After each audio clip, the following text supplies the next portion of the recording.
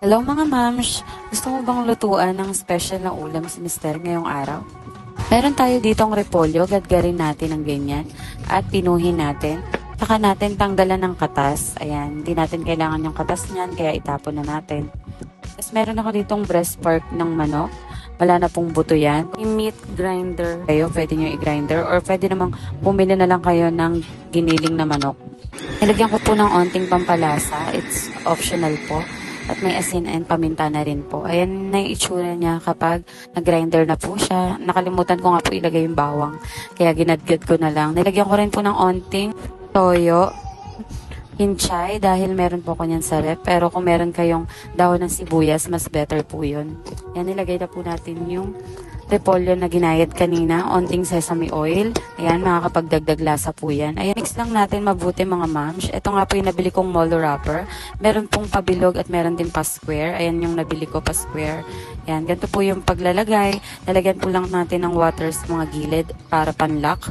Yung design nun sa akin parang pa-empanada. Tikman ko pala to mga mams nung nagtrabaho ako sa Japanese restaurant way back 2010. Kaya nung pinatikman ko kay Mr. nagustuhan niya rin talaga. Ang mahal lang talaga nito sa store.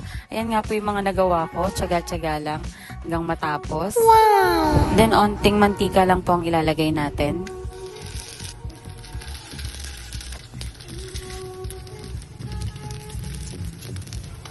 Ganitong texture ang hinahanap natin, pwedeng-pwede na yan. Saka po natin lalagyan ng tubig. Mga 1/4 cup lang ng water. Takpan po natin hanggang mawala yung water niya. Ayan, maglolobo na po siya. Ibig sabihin, luto na yun sa loob. Medium heat lang po tayo pag nagpiprito. Hanguin nyo, okay na po yan. Yay! Dito na po tayo sa sausawan, toyo, onting oyster sauce, at white vinegar. Lagyan din po natin ng sesame oil. Yan. At sugar.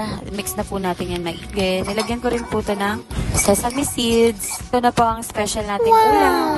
Ang gyoza na mas masarap pa sa siomai. Mas marami pa pag ikaw ang gumawa. Magugustuhan talaga ni Mister. Kaya ano pang hinihintay nyo mga mams? Gawin nyo na rin to. Thank you, Mami, sa pagkain.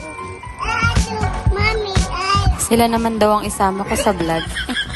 Thank you for watching. Follow for more.